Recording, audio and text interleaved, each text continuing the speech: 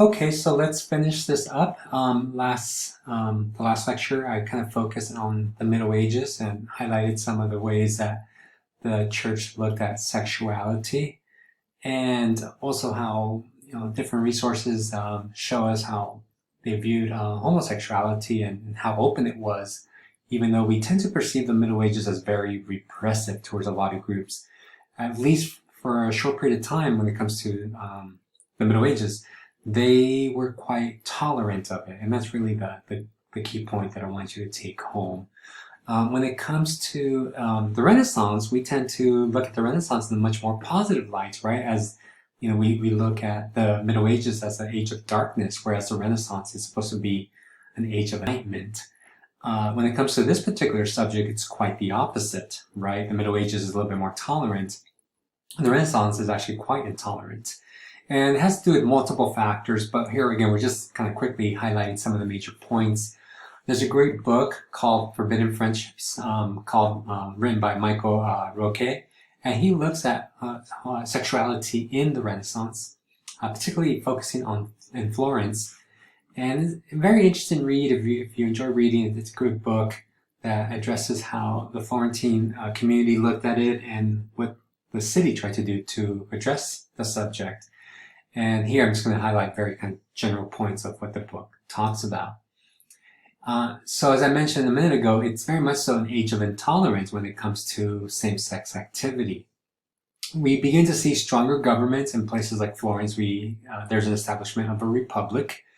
So there's a little bit more kind of control, whereas in the Middle Ages, you really have no police force. These societies are very loosely tied together when it comes to even kingdoms. Most people didn't travel outside the little community. So by the Renaissance, cities begin to grow. Towns are getting larger. People are migrating into the city. So we find that, a lot of these characteristics that are, sometimes might have been practiced outside in smaller communities would have been brought into the city. And these could be many aspects of life, not just sexuality. But, one thing that we find is that male-male relationships are quite common in a place like Florence. And what Florence did is that they established an organization to try to limit these type of relationships. It was called the Office of the Knight, which is basically a police force, if you will. Picture U.S. 1950s with the whole McCarthyism period where, you can accuse somebody without any evidence and they can get in some serious trouble. If not get arrested, their entire life could be ruined, basically. This is how the Office of the Knight kind of worked. There's a lot of great records of what they try to do to try to limit this type of behavior. And sometimes it was true, sometimes it wasn't.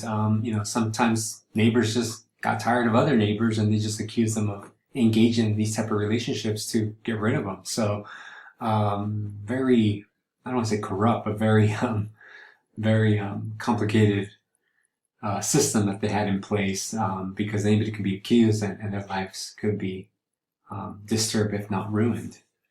So the city passes, these kind of laws against this type of behavior.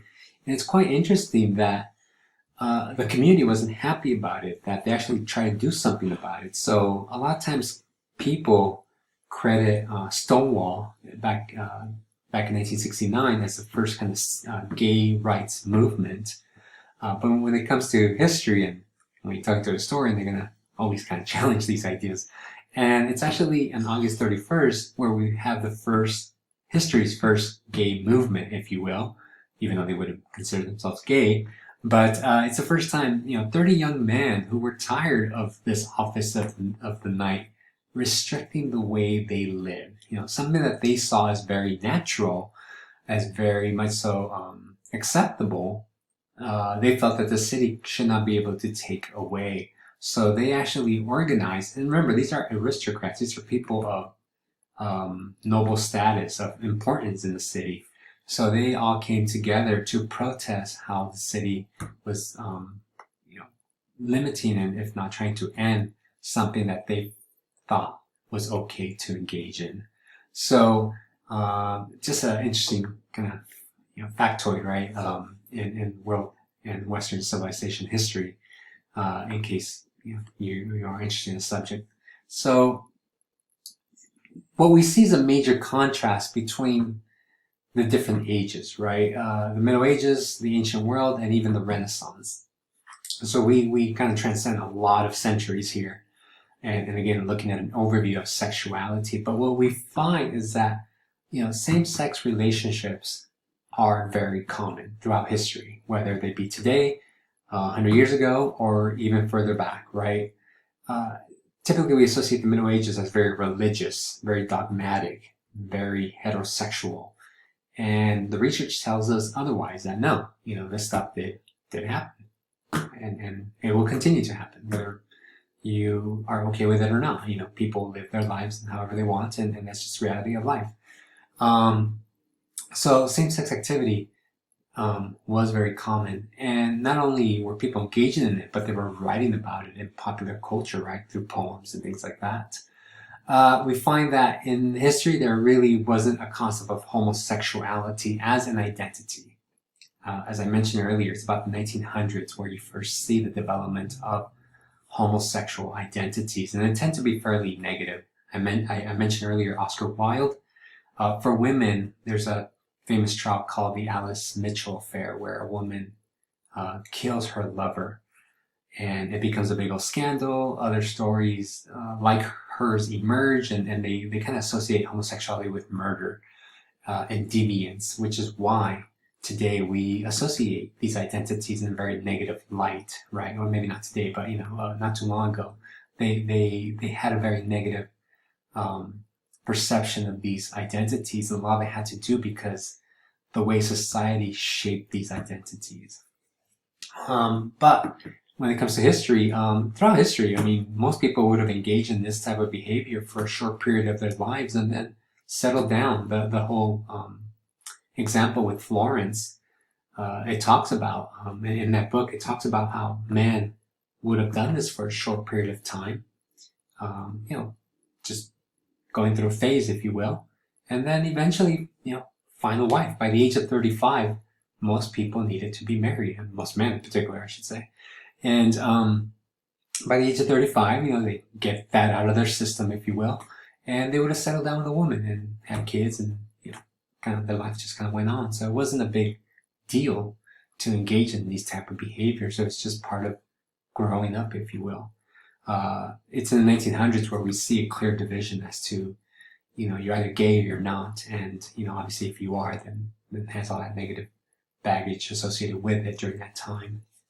And then lastly, we find that the Middle Ages is quite tolerant of homosexuality. We see people trying to do away with it, and they couldn't. Even the church is very anti-homosexuality or anti-male-male relationships. They still had to support it because, many of the priests were engaging in this behavior. Many of the monks were engaged in this behavior. As the reading kind of noted, a lot of times they would confess these quote-unquote sins to each other. And, it would be basically a slap on the wrist, right?